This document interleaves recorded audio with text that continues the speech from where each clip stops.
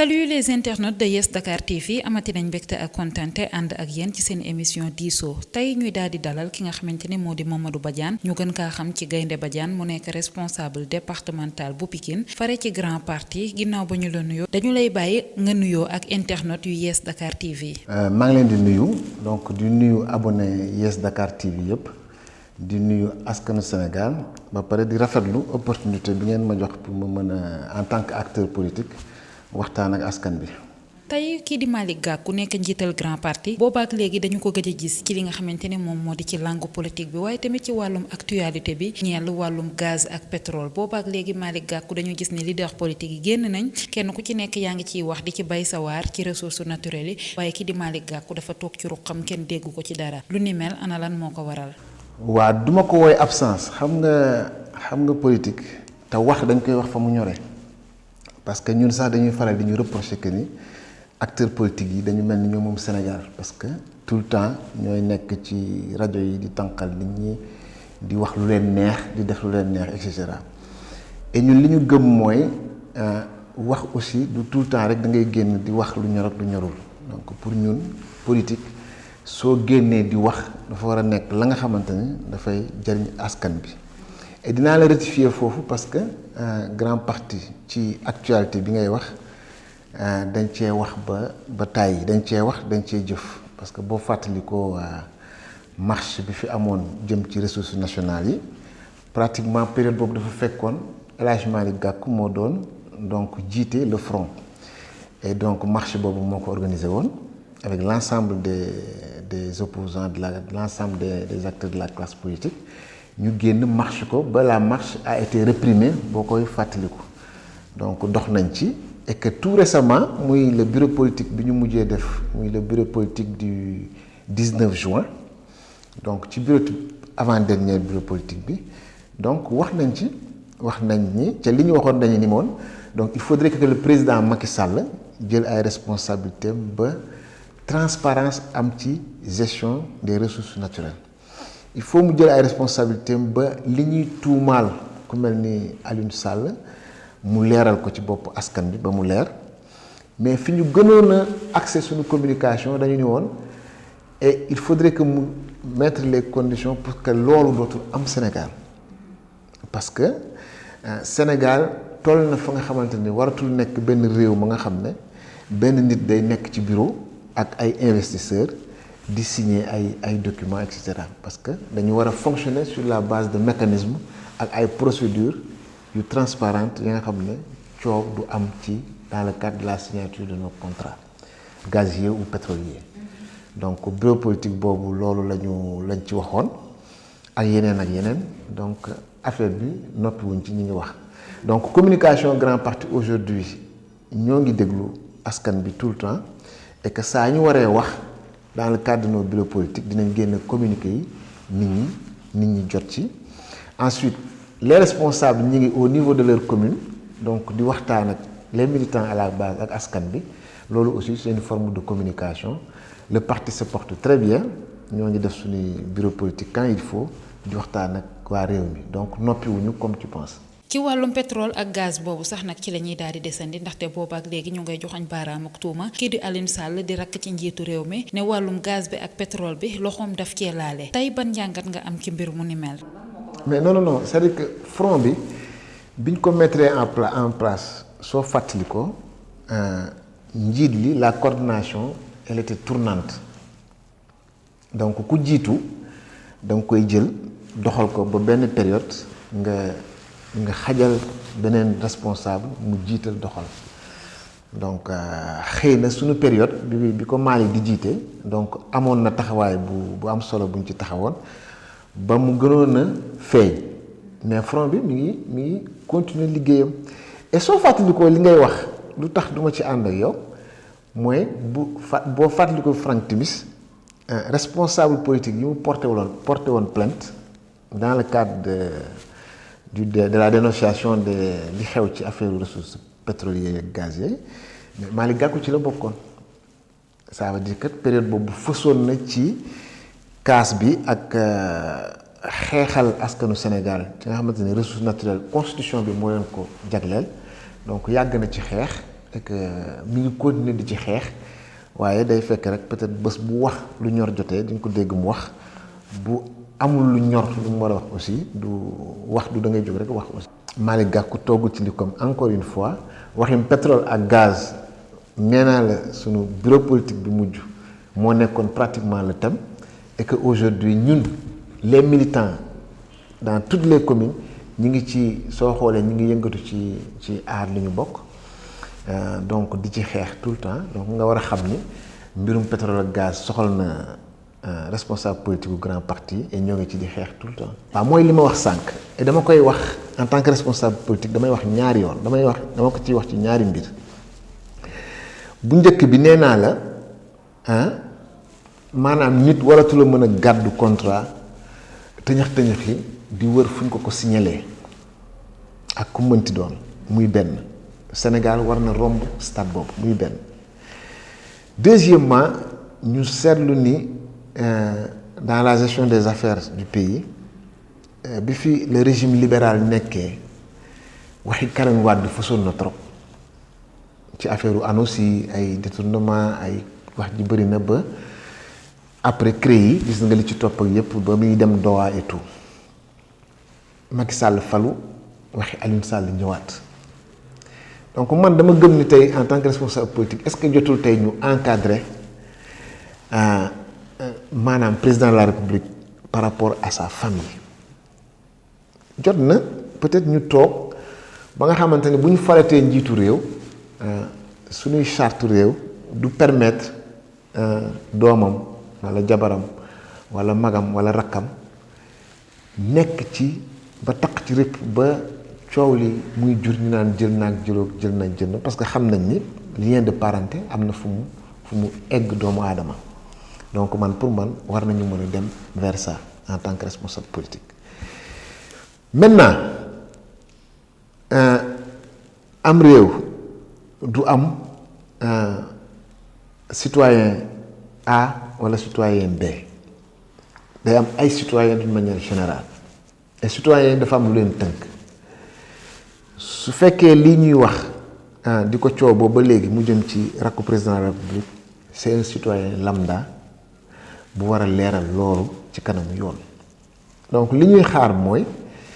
comme le procureur Bassirou Gueye jël na mbir mi que mu leeral ko pour que askan bi xam le degré d'implication de Aliou Sall ci mbir mi ak même éventuellement le degré d'implication du président de la République parce que c'est lui le signataire ak ji jiitu tamit fan la ci seen loxo duggee ci mbir mi et que force doit toujours rester à la loi donc yoon doxal ko en tout cas ñoo ngi ciy xeex pour que toujours dans ce pays que le droit soit toujours dit pour tout le monde et mu ànd ak égalité ak équité ci équité ci mbir mi. ci wàllum Guy Marius Sagna mi nga xamante ni nag jamono jële rek ñu ngi ko teg ci kaso bu Rëbës li ñu koy toppee bokk na ci ay wax yu tegginewul yu mu yékki daal di koy teg ci kaw njiitu réew mi waaye tamit wax yi nga xamante ni jot na kaa yékki daal ne lépp lu jëm ci wàllum terrorisme réewum France mu ngi koy waajal ñii di réewum Sénégal loolee nekk ay tuuma yoo xamante ni moom lañ ko toppee ba tey ñu dugal ko ci Rëbës tey ban njàngat nga ciy def Mamadou Badiane. jàngat bi ma ci am mooy li may wax tout le temps ci réseaux sociaux yi maanaam Sénégal bu ñu nguur gu toog warul xeeb jéego yi Sénégal def surtout sur le plan des droits humains soo xoolee préambule constitution sénégalaise ci l'adoption des droits humains de 1789 ci lañ commencé et cetera donc lu yàgg ci réew mi la le droit de délit d'opinion gaa am na mais waratuñ jàpp nit dans ce pays ci ay kàddoom même si yoon mayul kenn quand même nga attaquer honorabilité doomu aadama que mu nekk président que mu nekk journaliste que mu nekk keneen nit warul wax ci moom ba toucher honneur am ak dignité am donc loolu ànd nañ ci mais Guy Marius Sagna je pense que dañ ko tëj de façon arbitraire parce que li muy wax am na ci yoon parce que les ressources de ce pays ñun ñoo ko moom constitution bi moo ko jox sénégalais yi donc chaque sénégalais daf ci am droit de regard am ci droit de parole ak droit de jouissance donc bu ñu sentiree ni benn instant li nga xamante ne ñun ñoo ko waroon jouir ay doxandéem jóge na bitim réew ñu nàkkal ko ci on koy yóbbu mu nar a raw waa dëkk bi mais dañ ci war a wax dañ ci war a àddu parce que ñun ñoo ko war a jouir jouissance bi ça appartient au peuple sénégalais donc loolu Guy Marius Sagna warul dugg kaso d'autant plus que les chefs d'accusation yi ñu teg ci dondam je pense que c'est sans fondement amul benn fondement donc moom dañ ko war a libérer. bu ñu noppee sax ci Guy Marius Sagna dañaa gis keneen koo xamante ni tamit dañu kaa teg loxo mu nekk ab taskatu xibaar di Adama Gaye moom mi nga xamante ne nag ci page Facebook am ay kàddu yi mu yekki doon ko teg ci kaw njiitu réew mi ñu koy tuddee sax ne dafa offensé kii di njiitu réew mi Macky Sall loolee sax nag moo waral jamono jile rek ba mu nekk ci loxol yoon ana tey ban jàngat nga ciy def. man je suis un ami à lui ci Facebook donc damay suivre ses publications tout le temps mais jàngat bi ma ci am la ci ñëpp am. léeg-léeg dama daan lire publication damay frémir damay tiit parce que virulence bi nekk ci biir dafay xaw a quand même jéggi dayoo parce que je pense que nit mën nga kaas say droit mën nga wax lu la neex mais wax aussi dañ koy solal tubéy un responsable sax am na la nga xam ne waru ko génne ci làmmiñam donc moom aussi vraiment maa ngi ñaan ñu bàyyi ko parce que c'est un pays le Sénégal dëkku jàmm la et puis liberté d'expression dafa war a am dafa war a nekk une réalité dans ce pays mais nag moom aussi même bu ñu ko bàyyee ëllëg buy wax aussi na xam ni Macky Sall a beau être la première institution de ce pays au-delà même de la première institution qu'il incarne dafa am njaboot am soxna ak i doom am na yenn wax yi nga xamante ni tegginuwul surtout nga koy teg ci kilifa. Guy Marius Sagna sax daal dinay bind benn lettre daal di koy jébbal directeur administration pénitentiaire di wax ci conditions yi nga xamante ne moom la prisonnier yi di jànkonteel foofee ca biir kaso ba ndaxte nag kii di Guy Marius Sagna mu ngay xamle ni moom ba mu ñëwee ca kaso ba rek dañ ko futti ba mu set daal di koy toroxal doxalin wu ni mel tey ñu nekk au 21e siècle ak réewum Sénégal fi mu toll ci civilisation tey Mamadou Badiane ban njàngat nga ciy def ci doxalin wu ni mel. métti la ci am en fait c'est ay comportements yu dégradant la yi nga xamante ne day ñàkk ormal dignité doomu aadama soo gisee man mënuma ci ànd xam nga man je suis un social-démocrate ñun grand parti social-démocratie la ñun dañoo jël doomu aadama ay àqam ak yelleefam teg ko au centre de notre vision de notre politique au-delà même de l'ouverture des marchés loolu c'est autre chose léegi nag suñu gisee loolu daf ñuy metti parce que pour ñun doomu aadama yi ñoo tax ñuy politique Guy Marius Sagna xëy na sax am na lu nga xam ne mënu ko bind di ko wax xëy na ni mu doon déranger def nañ ko la nga xam ne peut-être sax bind ko mais lii je pense que les organisations de la société civile ak yëpp dañ ci war a jóg jël ko à bras le corps parce que lii warul am Sénégal dañu war a ormal doomu aadama te Guy Marius Sagna mii xam nga dama bokk ak moom kaso le 19 avril dama bokk ak moom bi ñuy xeex contre le parrainage ñoo bokkoon benn grille bu ñu dugaloon fële central ba mu ñëwee daa lal basangam tëdd di nelaw mënuluñ ko dara tel que je le connais ak état d'esprit bi mu am ak gëm-gëm bi mu am ci lii muy def dañuy sonn parce que nga xamante ne bu duggee kaso day lal basan tëdd di xarañ ba yeewu jot mu yeewu naan ndox añ su añee baax na bu añul baax na dafa am gëm-gëm et Sénégalais yépp dañu war a nekk benn say pour xeexal ko ñu génn ko ci kaso bi parce que deful dara en fait. Donc Guy Marius Sagna warul fanaan Rebeuss ci gàttal. yaay yum doole la xëy na dañ ko bëgg a noppiloo peut-être qu'il dérange mais nag nañu xam ne xëy na dayoom ak fitam xëy na ñu bari ci biti yoruñu ko mais y a beaucoup de Guy Marius Sagna aujourd'hui yu nekk ci biti ku mel ni ñoom professeur Daouda Gueye ak ñeneen ñi ngi xeex tout le temps pour sa libération mais dafa des indépendance de la justice sénégalaise acteurs yëpp wax nañ ci gisuñu ko parce que Guy Marius Sagna li ñu koy reprocher quand tu dis à quelqu'un que dafa fausse alerte sur le terrorisme de la France.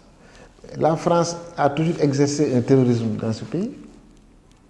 Terrorisme rombul gënul metti sur le plan culturel nga travestir ay doomu jàmbur gëmloo leen sa culture sa langue say kii rien que pour noot leen. Donc c'est même pire que le terrorisme avec les armes. Donc salfaañe suñu dans l'éducation et cetera loolu terrorisme culturel la c'est encore pire. Am na yeneen terrorisme, le terrorisme économique qu'il exerce à travers le franc CFA. Ce terrorisme est même pire que le terrorisme par la voie des armes. Donc wax ni la France exerce ou dafa am ay ambition terroriste pour le pays loolu mi ngi mel ni rek nga ne Cheikh Ahmadou Bamba Kamil la te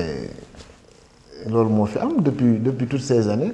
La France exerce un terrorisme économique, un terrorisme culturel, un terrorisme social dans ce pays. tey coppite yi nga xamante ni ñu ngi koy bëgg a indi ci fichier électoral bi ñeel wàllum élection municipale yi nga xamante ni moom la ñu dëgmal njiital réew mi daal di ciy fas yéene indi ay coppite ne maire gox yi kat dañ leen di fale par suffrage universel direct tey ana ban njàngat nga ciy def. Parce que xam nga élection nag lan moo ko tax a jóg en fait. Élection donc au-delà de la transparence ak de la sincérité du scrutin loolu c'est intangible dafa war a am. Transparence et sincérité ci benn commune boo jël par exemple. Ensuite la décentralisation l'un des principes fondamentaux de la décentralisation mooy benn territoire les acteurs du territoire mobiliser les ressources du territoire pour améliorer seen destinée. loolu moo ko tax a jóg c'est-à-dire que l'État day dagg ci ay pouvoir am ak ci ay moyens jagleel ko commune bi bàyyi ko mu gérer boppam. Donc tey bu fekkente ni bu njëkk yow da ngay bokk ci benn liste dëkk ci benn dëkk askan dafa nekk yépp bëgg la sopp la voter liste bi parce que yaakaar ni yow da ngay nekk maire ñu dem ba ca conseil ba keneen am xaalisam jënd conseil yi ñooñu votel ko mu nekk maire donc déjà foofu yow askan bi seen droit de vote dañ ko salfaañe par un contournement wala parti politique bi jéggi la imposer keneen ci biir ñu fal ko maire donc yooyu yëpp dañu doon nekk léegi nag bu fekkee dañu ni de façon directe askan bi day xool liste yi bu xoolee liste bi ni Gaynde Badiane la ñu bëgg mu nekk maire ñu daw voter liste bi pour mu nekk maire de façon automatique loolu c'est une bonne chose donc ànd naa ci waaye dafa des li ci des mooy lu ñu war a topp la dama lay expliquer est-ce que yow mën nga comprendre tey jëlee Djiddah Thiaroye Kaw est-ce que mën nga comprendre tey Djiddah Thiaroye Kaw ay nit dëkk Daaru Musti jóge Daaru Musti ñëw Djiddah Thiaroye Kaw fal fa maire wala ñu dëkk Fuuta Ranérou jóge fa ñëw Djiddah Thiaroye Kaw fal fa maire soo gisee ma ne la fal fa maire mooy xam nga 100 personnes mën na def différence 100 électeurs mën na def différence ci élection donc su fekkee ki ñu fal tey ak ka toppoon ca ginnaawam 100 voix la ko rawee te 100 voix yooyu 100 électeurs yu jógee Daaru Musti wala Fuuta wala Kayoor ñoo ñëw voter peser sur la balance ça veut dire que le scrutin est faussé la sincérité ak la transparence elle est faussée le vote des Sénégalais salfaane nañ ko parce que bëgguñu ki fa nekk il est légal parce que bi ñu compté moins il n'est pas légitime parce que askan bi du moom la ñu décidé woon fal loolu c'est un problème qu'il faut régler man à Djiddah Thiaroye Kaw ce que j'envisage c'est def benn pétition woo responsable yi fa nekk yépp pour obliger à l'administration territoriale ñu suñu fichier le fichier communal au moins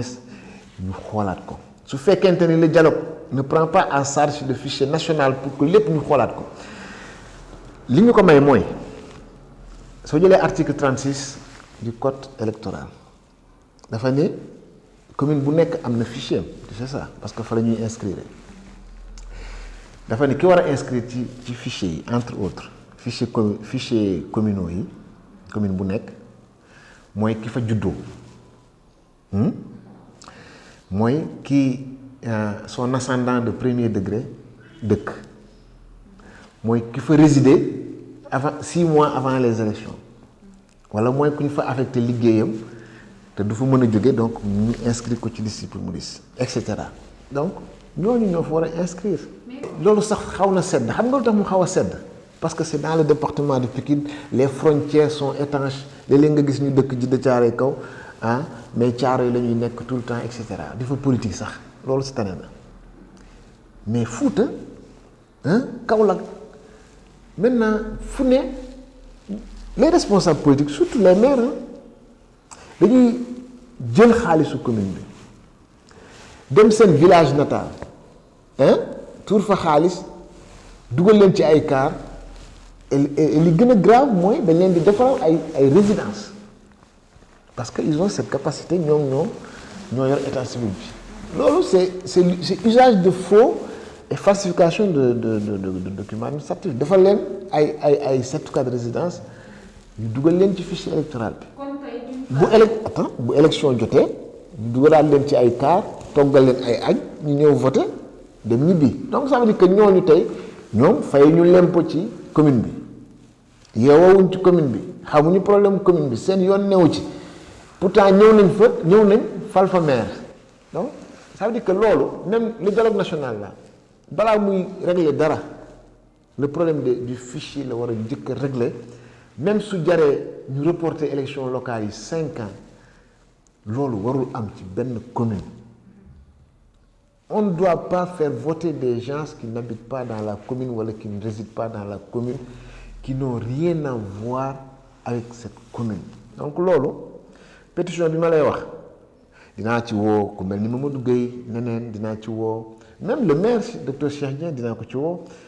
dinaa woo les responsables de l'APR ñoom Samba Ndongo ñoom Malal Diallo je vais appeler tout le monde pour ñu ak on a